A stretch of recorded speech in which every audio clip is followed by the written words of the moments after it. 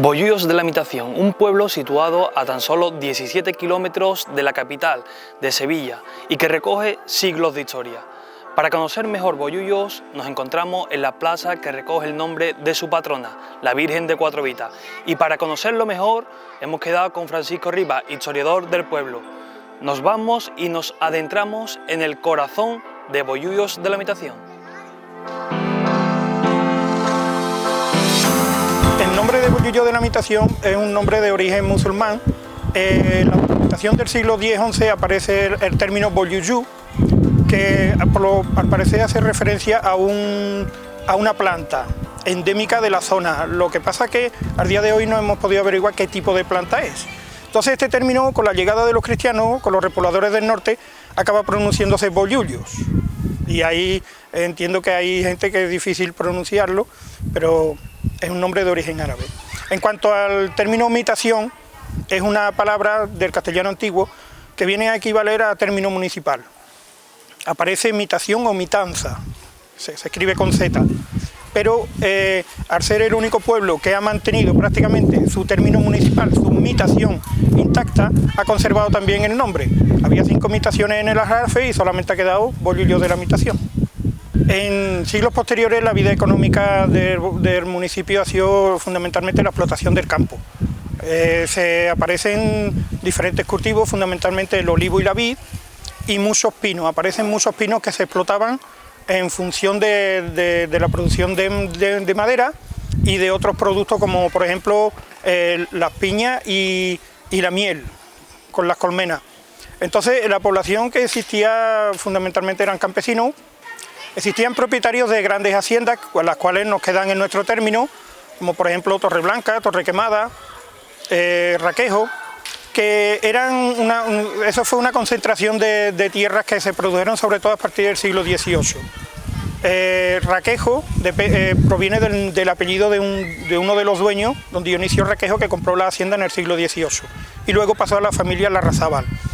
En cuanto al resto de la población, podemos encontrar en épocas posteriores los caballeros de cuantía, que eran los vecinos con más riqueza, que no eran de la nobleza, pero el hecho de tener más propiedades que otros vecinos les obligaba por ley a conservar, a mantener, mejor dicho, caballos y armas para la guerra cuando fuera necesario. Este tipo de personajes de los pueblos acabó dando lugar a lo que hemos conocido como los pelentrines, es decir, los vecinos que sin ser de la nobleza son los que poseían más cantidad de tierra. Y el resto de la población pues eran los trabajadores del campo. En la documentación de los siglos XVII y XVIII, sobre todo las visitas que realizaba el arzobispado, pues a veces se nos menciona la asistencia de médicos, maestros, y otras veces pues la documentación es muy sucinta en ese aspecto.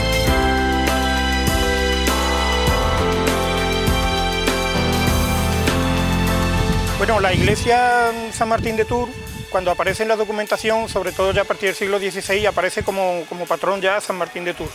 El culto a San Martín de Tours es un santo francés, pero que se instaura en España a partir del desarrollo del Camino de Santiago. Y el hecho de que el patrón de Bollullos de la Imitación sea San Martín de Tours, sin duda se debe a repobladores castellanos, sobre todo leoneses, que son los que han traído esta devoción. En cuanto al edificio, la iglesia actual es del siglo XVIII, de una sola nave con los altares a los lados, ¿no? Pero el edificio anterior era de 3 naves, siendo la nave central la más grande y la del techo más elevado. En cuanto a la torre se terminó en 1619, en octubre de 1619, y en febrero de 1620 se derrumbó y se volvió a construir, pero se terminó en 1629. La que tenemos actual, como digo, es del siglo XVIII la iglesia, pero toda la decoración, sin duda la torre la decoraron al modo del siglo XVIII. Pero la torre, es curioso, es más antigua que la iglesia, simplemente porque la iglesia anterior se reedificó prácticamente en el siglo XVIII, concretamente entre 1779 y 1781. En el interior, el retablo del altar mayor se elabora en 1784, ya aparece situado dentro de la iglesia, donde aparece el patrón, San Martín de Tours, y otras imágenes destacables del interior es el Cristo del Amor, el antiguo Cristo de la Veracruz, probablemente en torno a 1600, la Virgen de la Soledad, que está atribuida a Astorga, la Virgen de Rosario, que aparece la primera referencia en el siglo XVI, aunque quizás sea de principio del siglo XVI, pero fue retocada en el siglo XVIII. Y la Virgen de los Dolores, que es también de finales del siglo XVIII. En cuanto a los cuadros, tenemos 4 cuadros del taller de Zurbarán, pero no están firmados.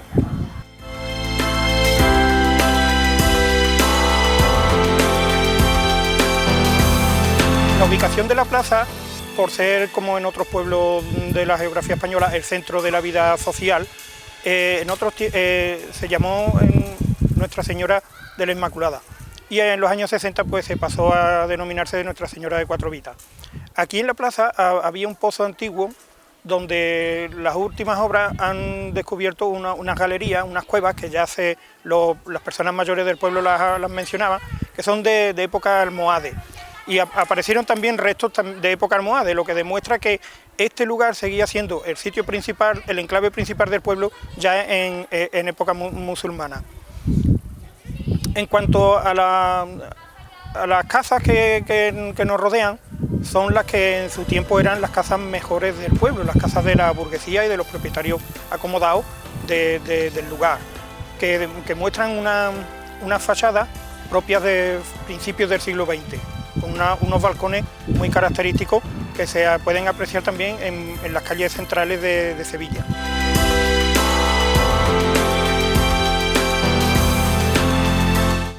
Sin duda el más importante, Fray Juan Calero, que era natural de este pueblo, se fue a México, donde murió mártir. En realidad Fray Juan Calero era un albañil que estuvo construyendo el convento de Loreto, porque en 1528, cuando él ya está en América, en Nueva España, es cuando se estaba terminando de construir el convento. Probablemente, siendo un maestro albañil o un peón, decidió trasladarse a las tierras americanas acompañando a los frailes del Loreto.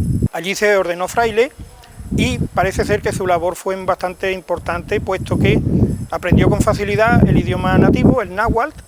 Como sabía construir, pues era una persona dedicada al oficio de la albañilería, pues construyó algunas iglesias, entre ellos la actual iglesia de Zatlán, que también es de la orden franciscana, o la de Agualulco de Mercado, donde todavía se conserva el antiguo campanario.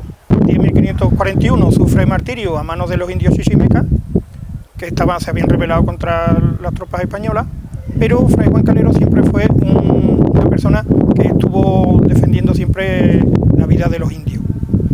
Actualmente, pues,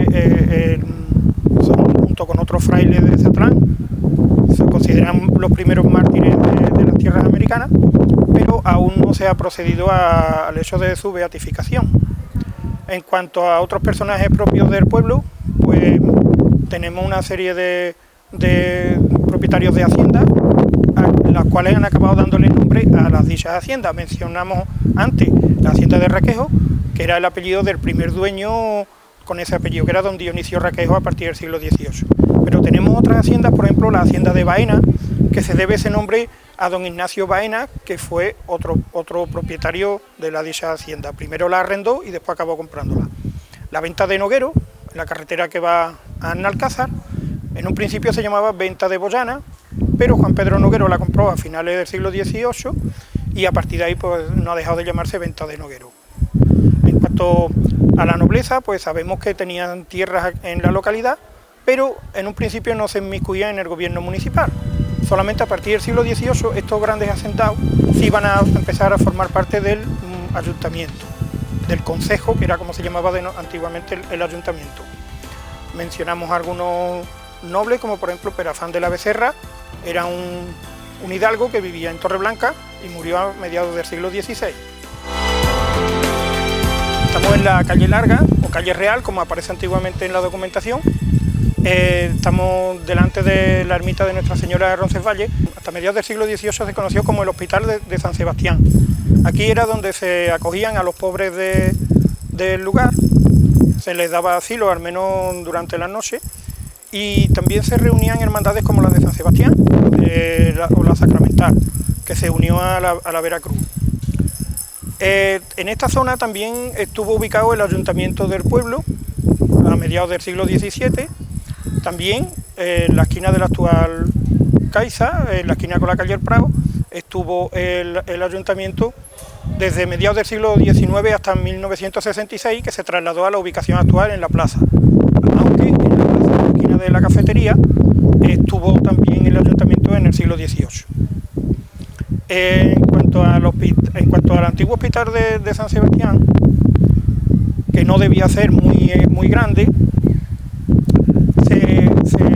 se reunían, como digo, algunas hermandades. Y a principios del siglo XVIII, la Virgen de Roncesvalles, que estaba en la hacienda de Torreblanca, se trasladó aquí. A partir de aquí, y sobre todo a mediados del siglo XVIII, pasó a llamarse ermita de Nuestra Señora de Roncesvalles, que es una imagen del siglo XIV realizada en alabastro policromado. En cuanto a la fachada actual, que es de 1928, se debe gracias al esfuerzo que realizó la marquesa de María Dolores del Castrillo, como aparece en la inscripción que se ve arriba, que fue la que costeó todas las obras de acondicionamiento de la ermita.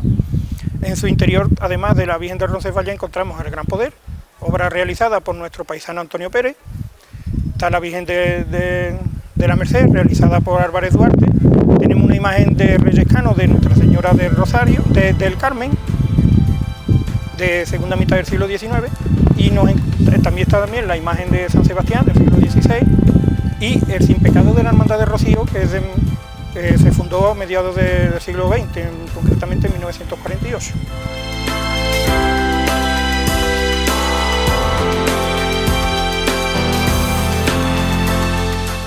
La Algaba, municipio situado en la comarca de la Vega del Guadalquivir, que recoge patrimonio y siglos de historia.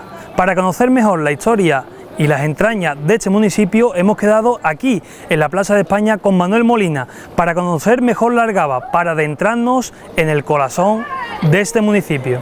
El origen del nombre de la Algaba, como bien indica el término Algabab, sería de origen islámico, ya que todas las palabras que empiezan por al proceden de esta terminología árabe y significaría bosque poblado. Era una zona cercana a la antigua Esbililla, como se llamaba la ciudad de Sevilla, desde el siglo IX hasta la conquista de la ciudad de 1248, y sería un espacio rural a las afueras de la ciudad donde habría una pequeña población asentada. Nos encontramos en la puerta principal de lo que sería la torre principal del pueblo de la Algaba, la Torre de los Guzmanes, que ostentaría el señorío de los Guzmanes por el primer señor de la Algaba, Juan de Guzmán. La torre tiene 27 metros de altura. En la parte inferior la cimentación de la misma tiene 2 metros, y a partir que vamos avanzando en el recorrido hacia la parte superior, esta cimentación va siendo un poco más estrecha. Si se fijan, en la construcción de la misma se utiliza normalmente el ladrillo, porque suele ser más barato, y en el estilo mudéjar es normalmente los materiales que se suelen realizar. En las partes quizás más importantes en las que se usa la piedra, como por ejemplo en los ventanales o en la entrada, o aquí en la placa identificativa de la inauguración de la misma, donde Juan de Guzmán pues plasma cuando en 1446 se inaugura la torre, que tendría tanto como un carácter residencial como una fortificación o carácter defensivo. También podemos observar el escudo de los Guzmanes, donde se aprecia perfectamente esos 2 calderos que hacen alusión a la riqueza económica que tendría este linaje, ya que según los calderos y las serpientes que hubiese en la misma, serviría para alimentar a las tropas que solían tener estas casas nobiliarias.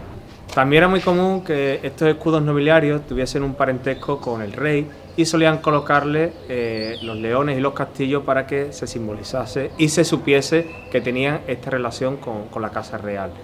Bueno, desde la parte superior, desde las almenas encapuchadas que recorren y decoran y culminan toda la torre, se puede visualizar perfectamente toda la Vega del Guadalquivir y todo lo que sería la antigua ciudad de Isbililla y la actual Sevilla tras la conquista de Fernando III en 1248. Era muy común que estas torres defensivas pues estuviesen localizadas en los diferentes puntos cardinales muy cerca unas de otras, y en ámbitos o en situaciones de peligro pues se avisaban unas a otras con señales de humo. Era una forma de que el pueblo se preparase por si pudiese ser atacado. Bueno, desde su construcción, desde 1446, tuvo este carácter quizás defensivo o quizás un carácter doméstico, pero ya la reforma más contundente que se realiza a la torre sería a lo largo del siglo XIX, sobre todo del siglo XX, cuando tuvo funciones de cárcel y de almacén, hasta que a partir del final del siglo XX fue una sala de exposición, hasta que finalmente pues la torre queda clausurada y se abre pues en determinadas ocasiones.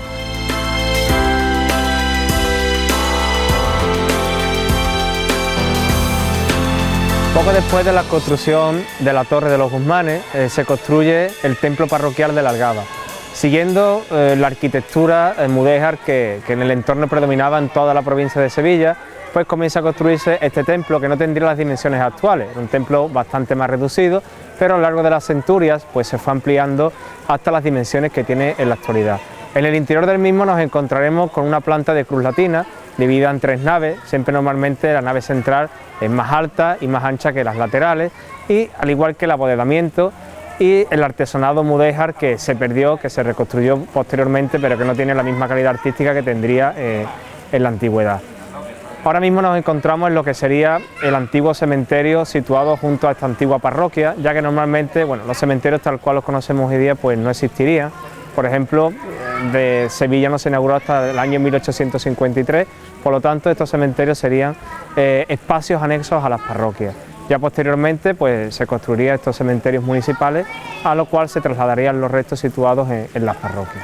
Nos encontramos en el interior del templo, donde podemos observar la calidad artística de todos los retablos y los elementos, tanto estructurales como arquitectónicos, decorativos y escultóricos, que decoran todo el interior de la iglesia.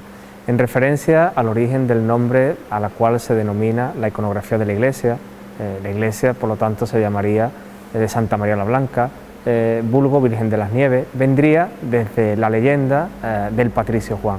Hay 2 obras pictóricas del pintor Bartolomé Esteban Murillo que se encuentran en la parroquia de Santa María la Blanca, que plasman fielmente cómo sucedería esta historia para que denominase finalmente esta iconografía de la Virgen de las Nieves. El Patricio Juan y su esposa, en una escena doméstica donde el pintor nos muestra cómo el patricio se ha quedado dormido leyendo un libro y ella, realizando labores domésticas, pues también se ha dormido. En el sueño que los dos tienen, da la casualidad que se les aparece la Virgen. La Virgen les dice que al día siguiente se va a celebrar una procesión y en el monte que esté nevado tienen que levantar un templo dedicado a la misma Virgen. Ellos, asombrados, cuando se despiertan, se encuentran el sueño que han tenido y van a contárselo al Papa Liberio. Cuando llegan para contárselo al Papa Liberio, da la casualidad que cuando los dos le cuentan el sueño que habían tenido durante la noche anterior, el Papa había soñado lo mismo.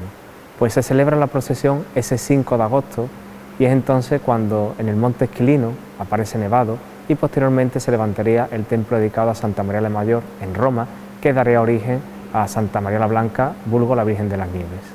Las imágenes más importantes que se encuentran en el interior de la parroquia, como podemos observar en el retablo mayor, presidiendo el mismo estaría la Virgen de las Nieves, acompañada con algunos santos identificativos de la historia de la Algaba, como por ejemplo San Fernando, el rey que conquistó la misma localidad en 1247. Aparece también imágenes como la de San Pedro, San Sebastián, muy venerados por estas tierras. Luego, de las imágenes más importantes que se veneran en el interior del mismo, pues serían 2 de las imágenes que procesionan en nuestra Semana Santa, como por ejemplo las Hermandades de Veracruz, la Hermandad de Soledad. También aparece la patrona de la localidad, Santa Marta, con su festividad el 29 de julio, al igual que la alcaldesa perpetua del mismo pueblo, como sería la Purísima Concepción. Una de las partes más singulares del templo la tenemos en el coro, porque no es muy común que las iglesias parroquiales tengan un coro y un órgano de estas características. Estos elementos suelen darse más en los monasterios y en los conventos. Da la casualidad que normalmente en el centro de estos coros suele situarse un elemento de mobiliario litúrgico como es el fascistol, que es un elemento característico ya que tiene 4 caras y en las 4 caras suelen colocarse los libros por los cuales se sigue la liturgia, libros que tienen unas letras de dimensiones muy superiores al resto de lo que solemos ver normalmente. porque deben ser leídas por los monjes o por las monjas a una distancia considerable.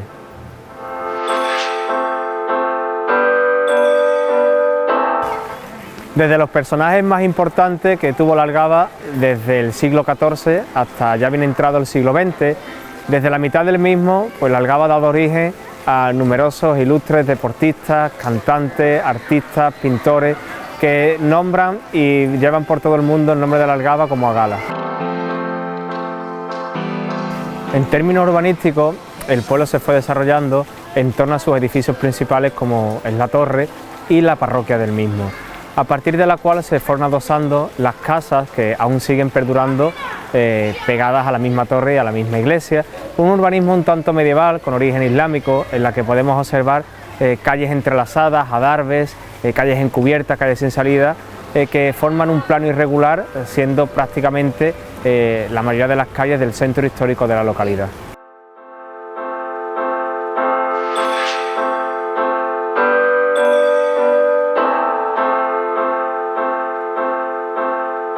Almensilla, pequeño pero coqueto municipio situado en un enclave geográfico privilegiado. Nos encontramos a la entrada de este pueblo porque hemos quedado con Antonio González para conocer mejor este pueblo, para adentrarnos en el corazón de Almensilla.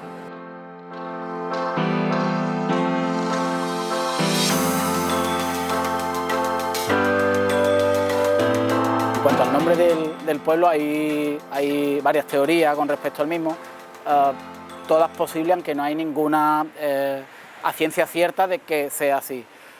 Entre las distintas teorías, una hace relación al territorio, al sitio donde está la ubicación, ¿no? Que Almensilla está en una meseta pequeña, y del latín mensa, mensilla, de pequeña meseta, que bueno, tras la denominación, tras la ocupación árabe, pues le pusieron el Almensi, Almensilla. Esa es una teoría que es factible. Luego otra teoría ligada también con cómo ha ido creciendo y evolucionando el pueblo, se dice que uno de los primeros terratenientes, o el primer terrateniente que tuvo Almensilla era Serra Almensi.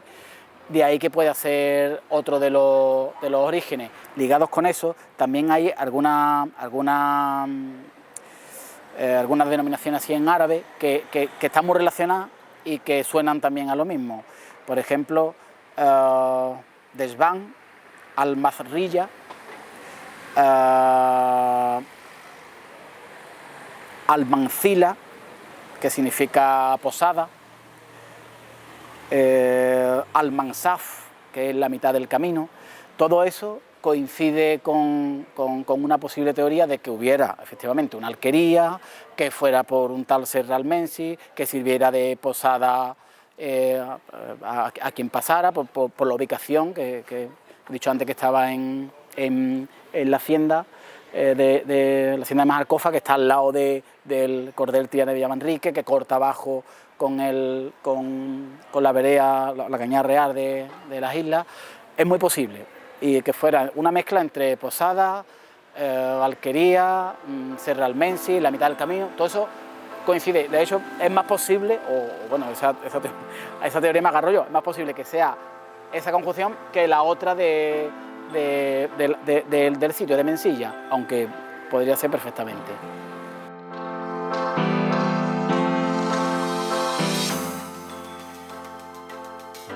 Bueno, ahora mismo nos encontramos en la plaza de la iglesia, que es el centro neurálgico del pueblo, con el ayuntamiento, y a la espalda pues una de las 3 haciendas que tenemos en el pueblo, en el centro del pueblo, aunque ahora mismo con vida de la propia hacienda solamente hay 2.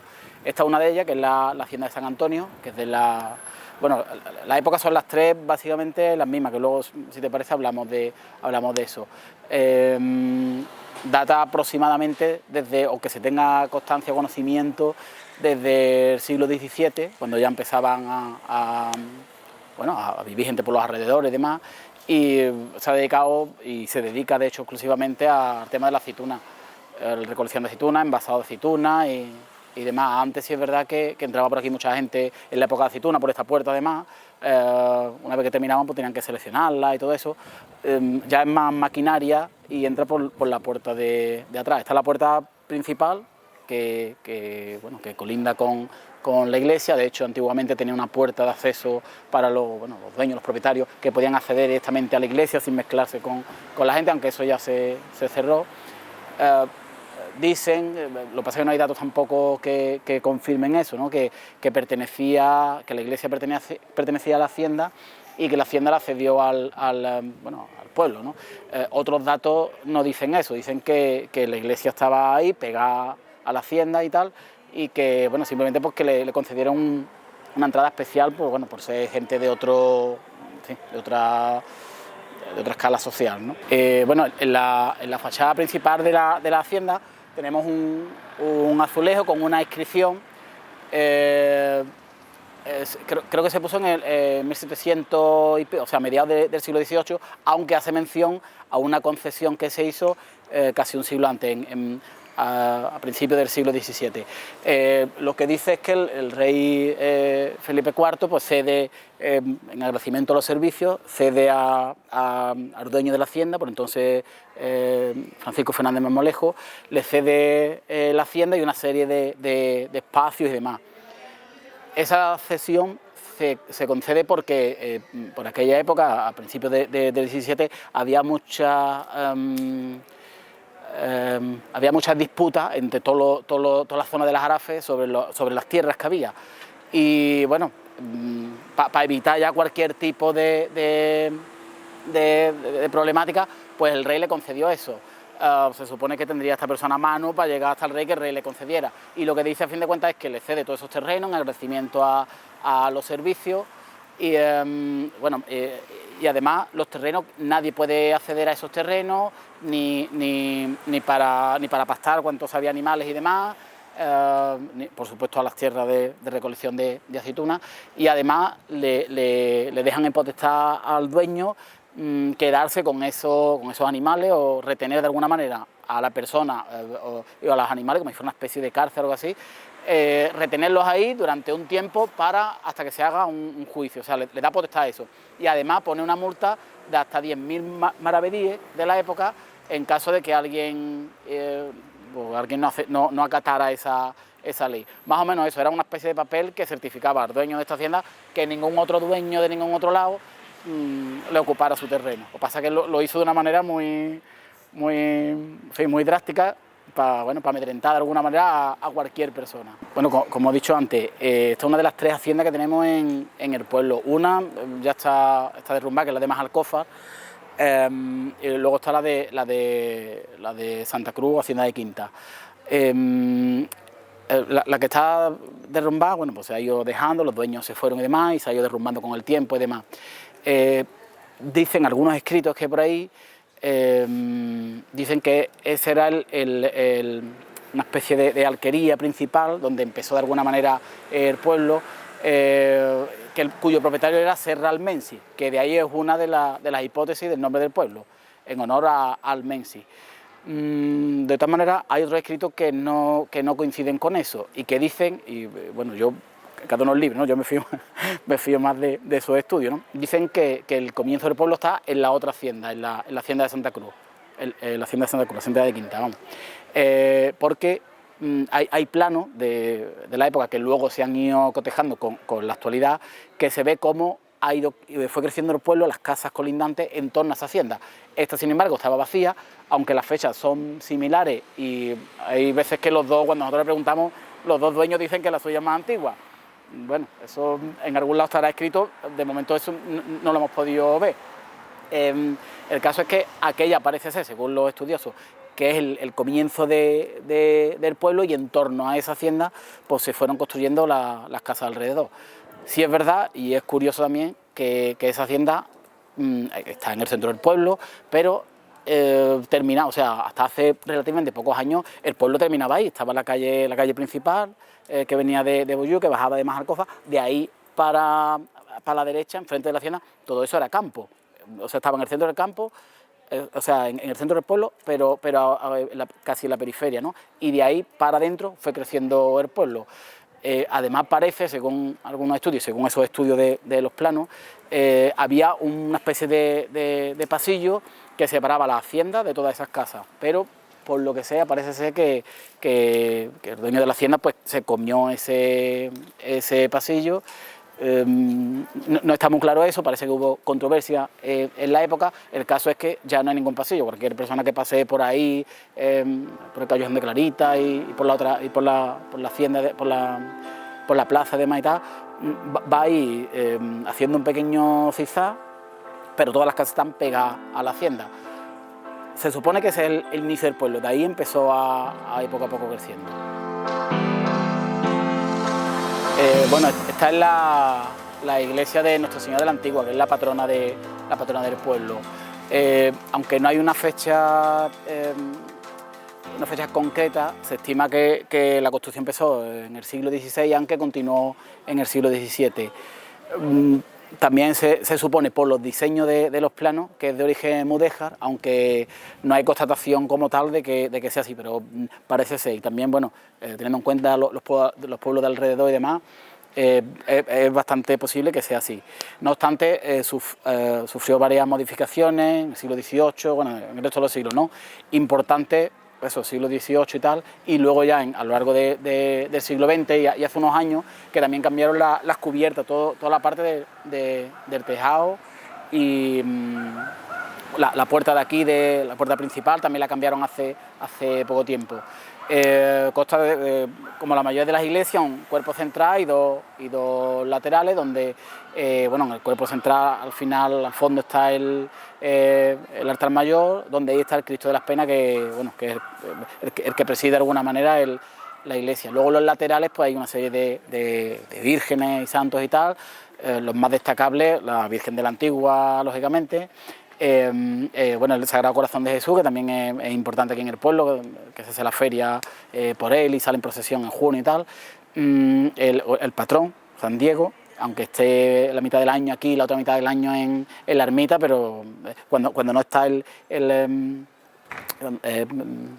escultura como tal, está el sin pecado. También el del Rocío, que está aquí todo el año, menos en la época del Rocío, lógicamente. Y luego pues hay una Virgen del Rosario. Luego hay también algunas pinturas del siglo XVII, siglo XVIII, que están bordeando la iglesia por las paredes. Se supone, o dicen los escritos, que originariamente había la espadaña constaba de tres campanas, pero parece ser que eran pequeñas y bueno, el obispo de la época decidió de que tuviera algo más de importancia y cambiaron por dos campanas más grandes. De eso no hay constancia como tal, lo que sí tenemos constancia es que la espadaña es de 2 campanas, grandes eso sí, pero del original pues no se tiene una constancia como tal. También aquí en la entrada principal había una especie de coro donde se ponían pues cantar y demás, pero eso ya con la reestructuración y demás se modificó. No obstante, no hace mucho, porque hay alguna foto en blanco y negro, o sea, del siglo XX, que estaba ahí, pero bueno, con los diferentes cambios y modificaciones que ha habido, pues se han ido perdiendo. Se ha ganado a lo mejor en comodidad, me imagino, en amplitud y tal. Hace poco se cambió las luces, la solería, ha tenido reformas bastante grandes e importantes, pero lo que es el diseño original más o menos se mantiene, estilo clásico mudéjar, los 3 cuerpos, el arco de medio punto y bueno, y poco más, ¿no? Las cristaleras que sí que están bonitas, sobre todo cuando da la luz y demás, y poco más. Una iglesia pequeña pero coqueta.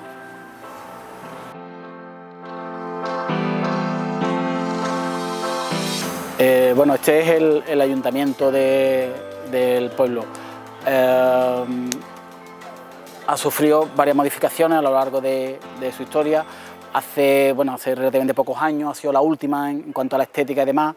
Una de las grandes transformaciones que ha tenido ha sido más o menos por los años 90, mediados de los 90 por ahí, donde sí, bueno, cambió la fisonomía casi por completo, aquí donde tenemos el olivo y la parte de abajo que es el salón de pleno y arriba de oficina, eso antes era una calle o sea, el ayuntamiento llegaba pues hasta ahí, hasta donde está el olivo, y bueno, fue creciendo el pueblo, las necesidades de administración y demás, y decidieron de ampliar el ayuntamiento y colocar eso ahí. Y luego ya pues cambiaron toda la estética. También por dentro se cambió la distribución de las oficinas además, y bueno, un ayuntamiento bastante más moderno. Antiguamente, o sea, la parte de arriba, mejor dicho, del torreón con la campana y el reloj, sí recuerdan al ayuntamiento clásico, que es el que ha durado más tiempo.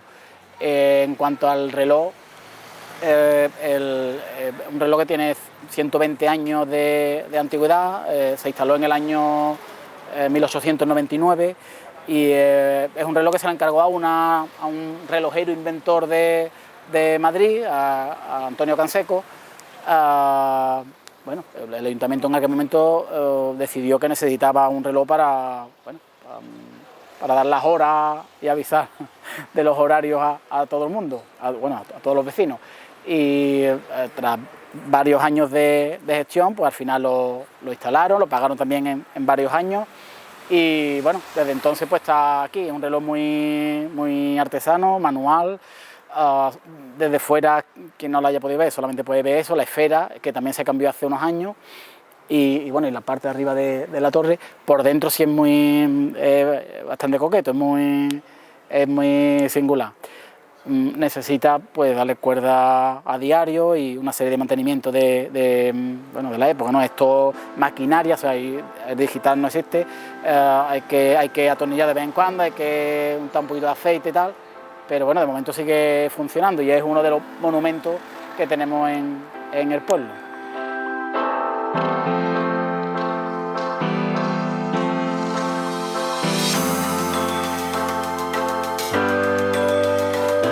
Bueno, en cuanto a la evolución del pueblo en la vida social y el desarrollo socioeconómico, bueno, aunque hay algunos restos visigodos, concretamente en una de las haciendas, y ya si hay datos más fehacientes, ¿no? que constatan que desde el siglo XIII, con la reconquista de Sevilla y la parte cristiana aquí en todas las Arafes y demás, se hicieron las reparticiones en el Arafe, ya desde ahí sí hay constancia de Almensilla como núcleo, aunque no hay datado ningún número de habitantes. Sí, tiempo después, en el siglo XV, ya sí está los primeros datos recogidos, que había entre 30 y 40 personas aproximadamente. Todo eso hasta que se fusionó con Palomares. Una vez que se fusionó con Palomares, bueno, ahí los datos estadísticos que vienen en cuanto a número de habitantes es conjunto, con lo cual no hay un dato concreto. Sí que a partir de 1867, que es cuando se independiza de Palomares, Almensilla empieza su vida por libre con 140 personas, 140 habitantes. Aunque tampoco es muy seguro, porque 20 años después los datos estadísticos dicen, o sea, en el año 1857, dicen que había ya más de 600 personas. Entonces, no sé, o creció muy rápido o no estaban muy fehacientes los primeros datos. Pero a partir de ahí ya sí se ve cómo va progresivamente, de manera lineal, creciendo el pueblo, ¿no? A partir de años 20 del siglo XX, 1920, 20 y tanto, ya sobrepasa los 1000 habitantes. Y a partir de ahí igualmente continúa el crecimiento de manera lineal hasta mediados de los 90. A mediados de los 90, año 91-92, había unos 1800 habitantes. Ya a partir de ahí, como ha pasado con todas las zonas de las Arafes, llegó el boom urbanístico y empezaron a crecer todos los pueblos, Almensilla por supuesto también. Y desde 1800 habitantes fue creciendo, hasta que bueno, se ha estancado, parece ser, hasta el año 2015 por ahí, donde ya andamos por los 5000 habitantes. Ya desde 5.000 y un pico. Desde el año 2015 hasta ahora, hasta 2020, estamos en 6.000. Hemos pasado hace poco, 6.100 habitantes tenemos en 2019. Entonces, bueno, da una idea de cómo ha ido creciendo de manera lineal en los años 90 y principios del 2000, de manera exponencial, más de un 200% del incremento, y luego otra vez se ha establecido que, bueno, es también lo normal, se ha parado de construir y tal. Sí, también dice mucho en cuanto a la edad media de los habitantes, que ronda los 38 años. Creo recordar que hay un 20% más o menos entre niños y jóvenes, de gente más o menos joven, y un 10% de gente ya más mayor. Entonces, en la franja de en medio está la edad media. Entonces, es un pueblo relativamente joven en ese sentido, por lo que se prevé, bueno, pues bastante vida y tal. Eso en cuanto al crecimiento poblacional. En cuanto a los datos socioeconómicos, históricamente y hasta hace relativamente poco ha vivido prácticamente de la agricultura, principalmente olivo y también seguido de las vides, ¿no? de las uvas. También a una menor escala, aunque también existen, y de hecho todo esto, verá, porque lo comparamos con pueblos de la Jarafa y es muy similar, el tema del trigo y la cebada. Todo eso históricamente también tiene sentido si por aquí circulaban los romanos, que exportaban tanto el aceite como el vino, y luego los árabes, que exportaban igualmente a África el aceite, pues tiene sentido que tradicionalmente haya sido aceite. Todo eso, pues hasta el siglo XX, mediados finales del siglo XX. Ya a partir de ahí, también con el crecimiento urbanístico, ha continuado la economía enfocada a la agricultura, sobre todo en base al olivo, porque ya vides en el pueblo prácticamente no hay, bueno, o no hay ninguna, hasta hace poco sí, pero ya no hay ninguna, de cultivos de cereales y trigo, o sea, cebada y trigo, muy poca, sí por los pueblos alrededor, muy poca, igual que el tema de girasol, las pipas de girasol, en el pueblo muy poca, bastante poca. Principalmente olivo, aunque eso también es un tipo de trabajo pues estacional y también muy eventual. ¿Cómo ha cambiado todo eso? Bueno, pues se ha ido reconvirtiendo en los últimos años, sobre todo con el boom urbanístico, como decía, y toda la gente que ha venido nueva, con otras ideas, otras perspectivas de vida y demás y tal. Eso ha ido cambiando en estos últimos años y ahora mismo el primer sector, o donde más gente trabaja en el tema de establecimientos, comercios y demás. Luego, seguido de eso, está el tema de la construcción, que igualmente con el boom urbanístico se creó bastante trabajo en ese sentido y hay mucha gente que han continuado por ahí. Empresas igualmente, pues hay varias empresas destinadas a eso. También ha ido creciendo, que es el tercer ámbito en cuanto al desarrollo económico, las profesiones técnicas, especializadas y demás, también porque bueno, la gente pues va estudiando y va queriendo otro tipo de trabajo. Y luego pues está el tema de la hostelería, la restauración, ¿no? Con los bares, restaurantes y todo eso, y el tema de transporte y medios de comunicación. Esos son los 5 elementos principales al margen o en paralelo con el tema de la agricultura. También hay una losa endémica que es el paro, que ahora mismo estamos en un 20% de paro, que bueno, pues nos hacemos una idea de cómo está repartido todo el funcionamiento económico del pueblo. Siendo un pueblo pequeño, hay alguna gente que son o han sido relevantes, algunos relevantes para nuestra vida y parte de nuestro patrimonio, y otros por lo menos relevantes fuera del pueblo, ¿no? De puertas afuera, de los más relevantes, creo, y seguramente se me olvide alguno, el banderillero, que bueno, murió hace 9-10 años, Antonio Fernández Ramos, ¿no? que estuvo consagrado y demás, y toreó con grandes figuras del toreo. Luego también tenemos un vecino de aquí del pueblo, aunque hace ya años que no está aquí, porque está actuando fuera, pero bueno, la familia sí vive aquí, que es Carlos Vargas, que es un cantador de copla de cierto prestigio.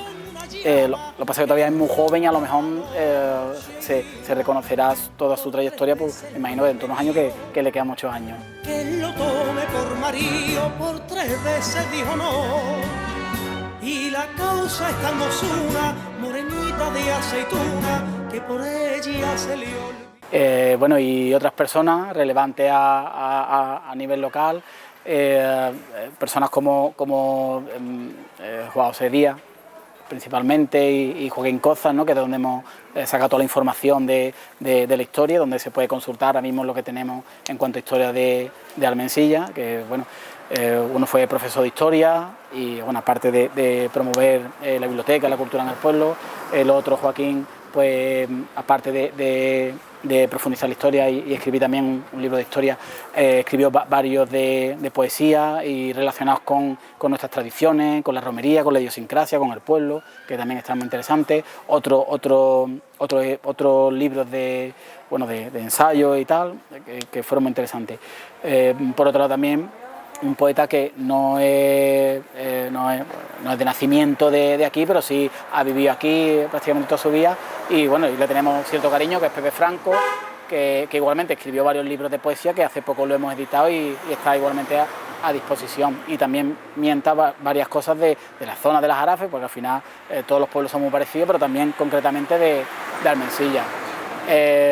También está Mercedes Rivas Vallejo, que bueno, fue una mujer no natural tampoco del pueblo, pero sí adoptada, y además adoptada por iniciativa propia. Ella fue la que quiso quedarse aquí a vivir, y bueno, que fue una mecenas cultural en la biblioteca, por supuesto, que por eso lleva su nombre, pero también en otros ámbitos, y sobre todo relacionado con la cultura.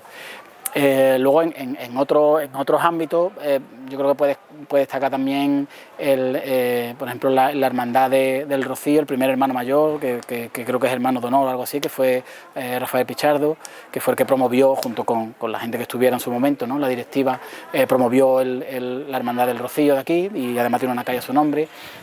También Francisco Verdejo, que también es una persona que se le ha reconocido su trayectoria en cuanto a promover e impulsar el carnaval. Cuando a lo mejor había que animarlo un poco, pues siempre estaba ahí promoviendo e intentando empujar a la gente. Y luego hay otra gente que, bueno, que por su profesión principalmente, ¿no?, sobre todo aquí en el pueblo, pues ha tenido cierta relevancia. Son tantos que es imposible inventarlo todo, y tampoco podemos a unos sí y otros no. Esto es porque, bueno, consideramos que sí han tenido cierta relevancia en cuanto a la vida social y cultural, y seguramente hay algunos que se olviden. Me imagino que a través de las redes, una vez que publiquen, pues podrán aportar la gente.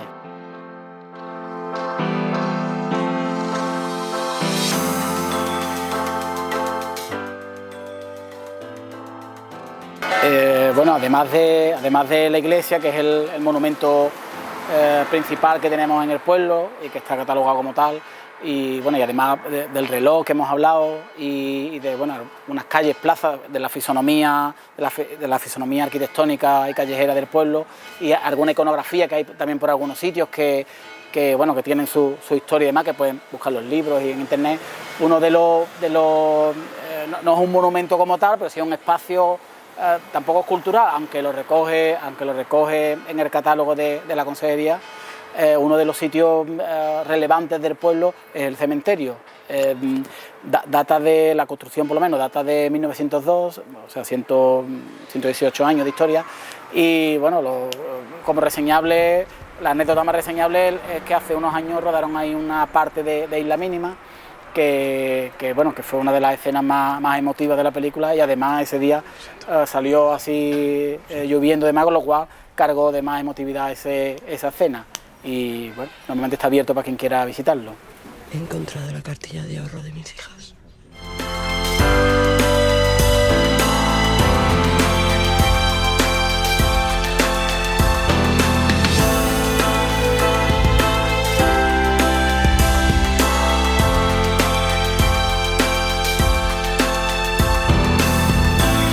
Villamanrique de la Condesa, municipio situado en el suroeste de la provincia de Sevilla, a las puertas de Doñana, con un valor paisajístico espectacular.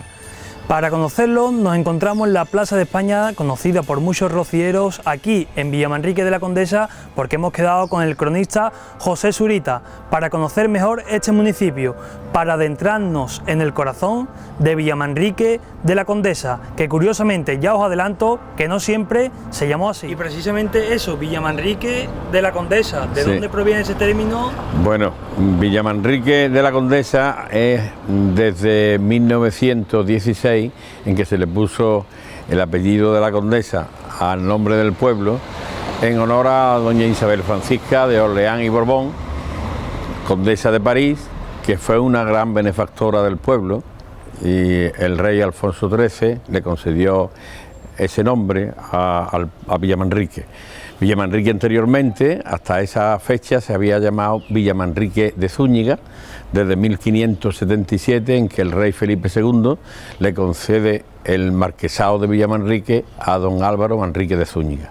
Y anteriormente a esa fecha, el pueblo se llamó durante muchos siglos, desde la antigüedad, se llamó Mures.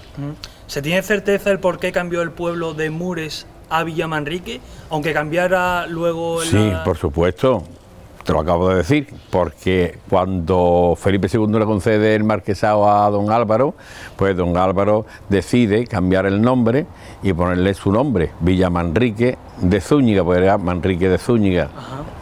Y se hace, parece ser que se hace porque el primer dato que hay en que se nombra al pueblo como Villamanrique de Zúñiga es del 24 de marzo de 1577, es decir, era la fiesta, el 25, la fiesta de la Anunciación, y precisamente en el convento que mandó construir su esposa, doña Blanca, que hoy está el retablo mayor en la parroquia, pues lo preside el cuadro de la Anunciación. Por entonces, y con el sufijo Villa, vendría a significar el pueblo del Manrique de Zúñiga, ¿no? Entiendo, ¿no? Sí, más o menos, eso es. Sí, porque siempre fue una villa.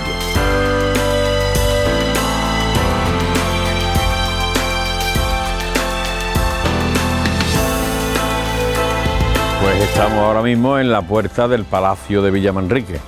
El Palacio de Villamanrique, en principio, pues que se sepa, fue una casa solariega, un palacio, en donde vivieron o estuvieron los primeros marqueses de Villamanrique, don Álvaro Manrique de Zúñiga y doña Blanca Enrique, su esposa.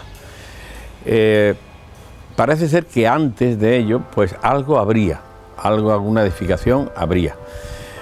Después, a lo largo de varios siglos, esto estamos hablando de 1577 y antes, y a partir de 1585 a don Álvaro lo nombra el rey Felipe II séptimo virrey de México.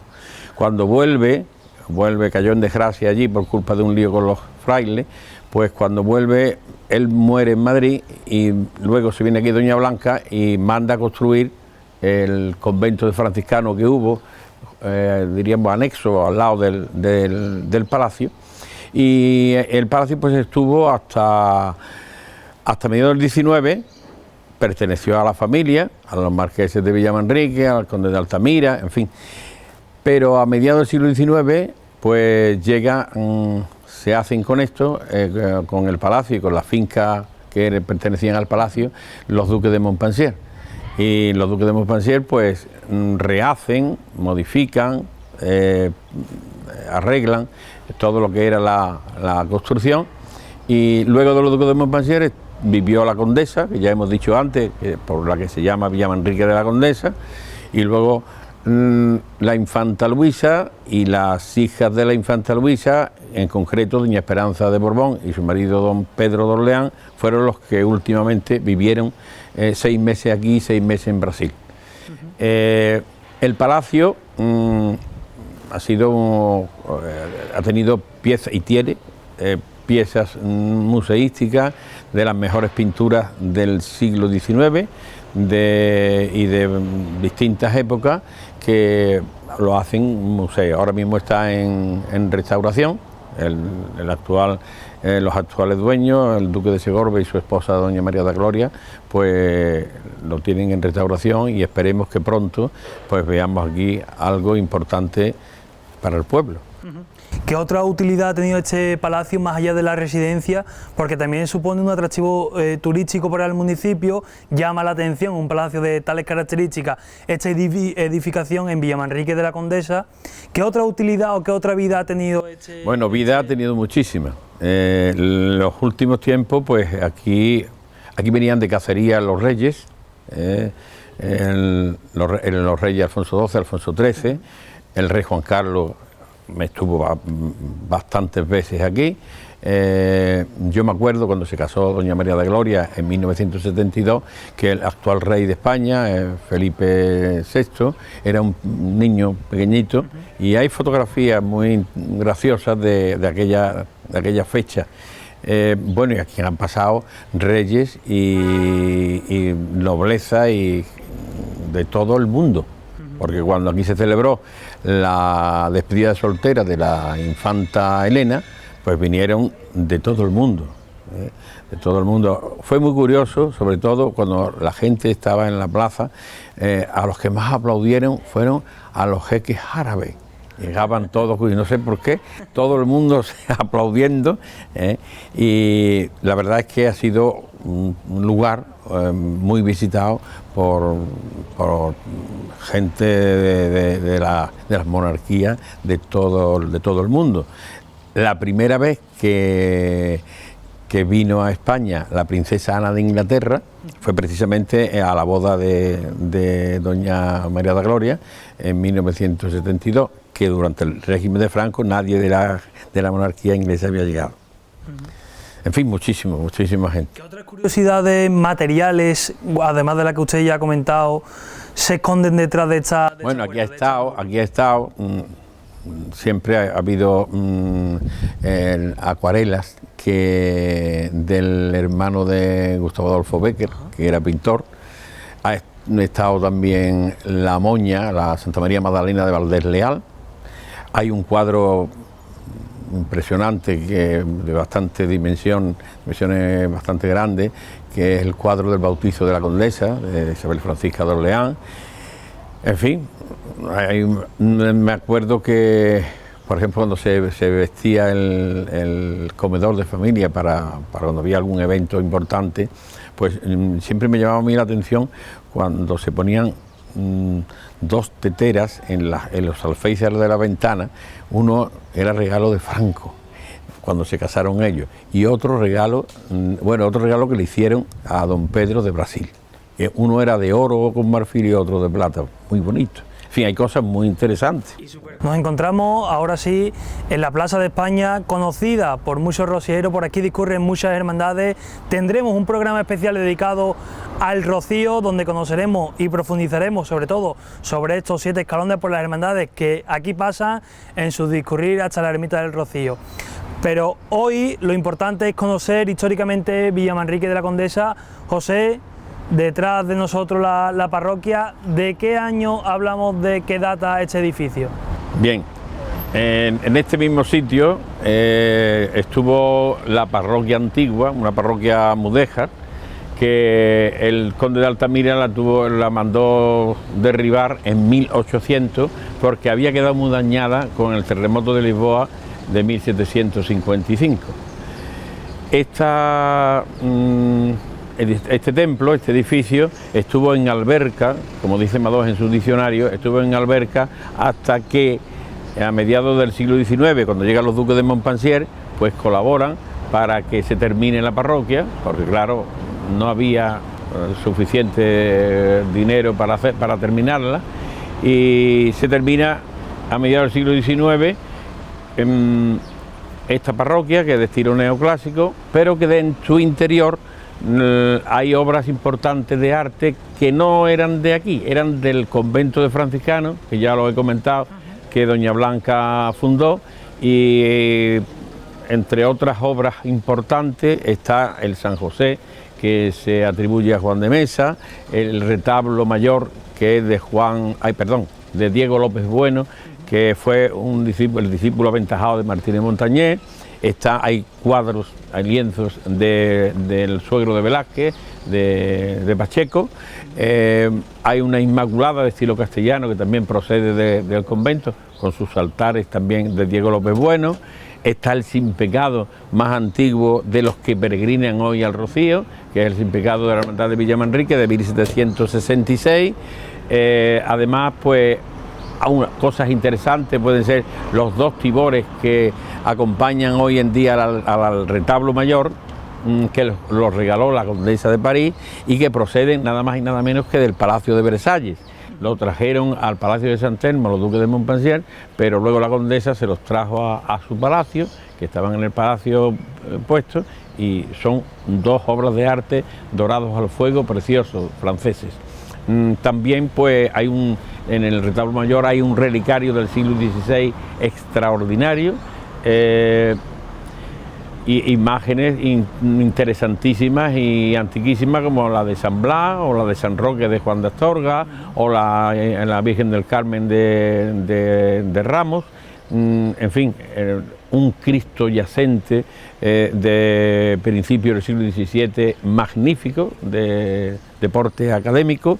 En la parroquia merece la pena verla. Y otra cosa también interesantísima es el órgano, que ese órgano procede de la Catedral de Sevilla y se estrenó el día de se estrenó aquí el día de San Roque del año 1932, según los inventarios.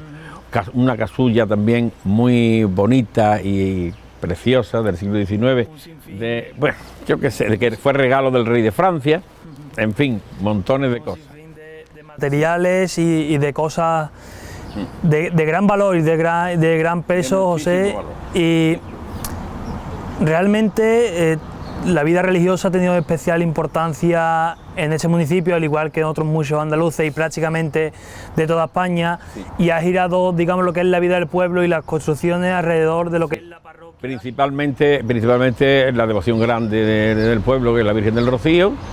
Ahora sabemos que la hermandad más antigua, aunque ahora algunos dicen que ponen en cuestión, pero que se ha publicado recientemente un libro demostrando que eso no es así, que Villamanrique es efectivamente, porque en 1655 ya existía, en la parroquia anterior, existía un altar con una imagen de Nuestra Señora del Rocío a la que se le daba culto.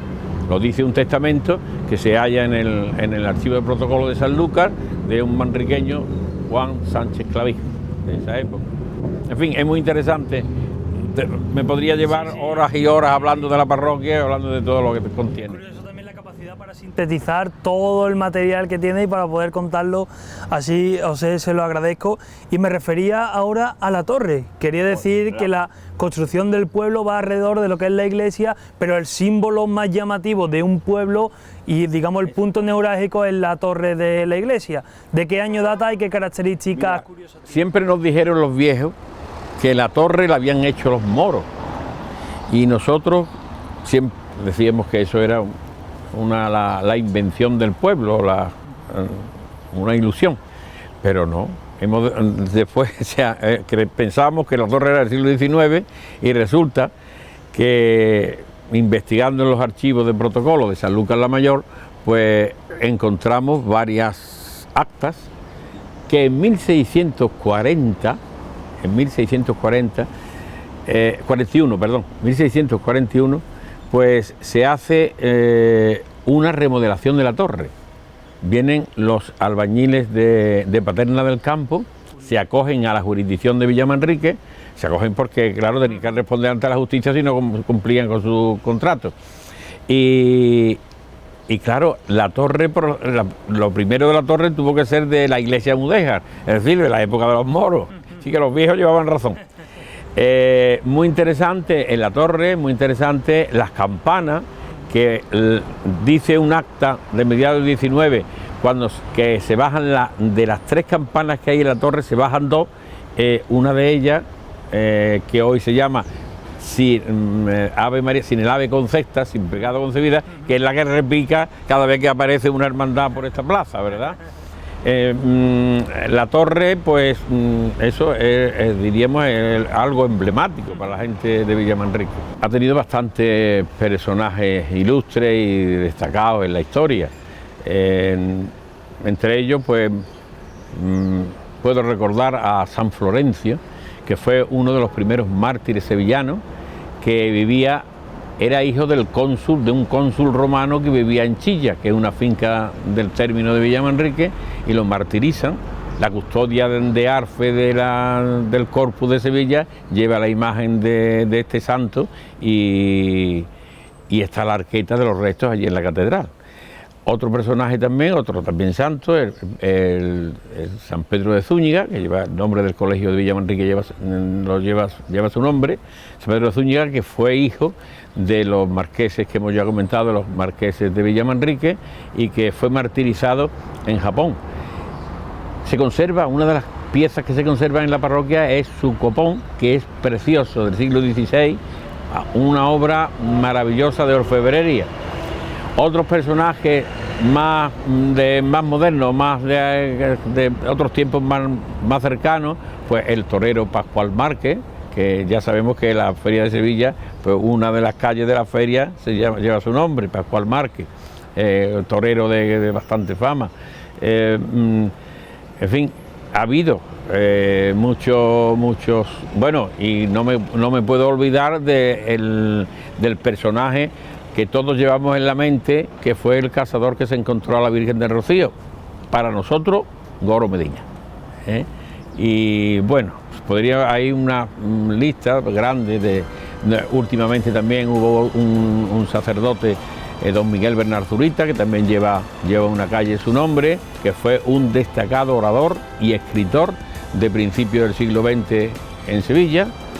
En fin, se podría ir diciendo de muchos personajes de este pueblo en la antigüedad y de ahora.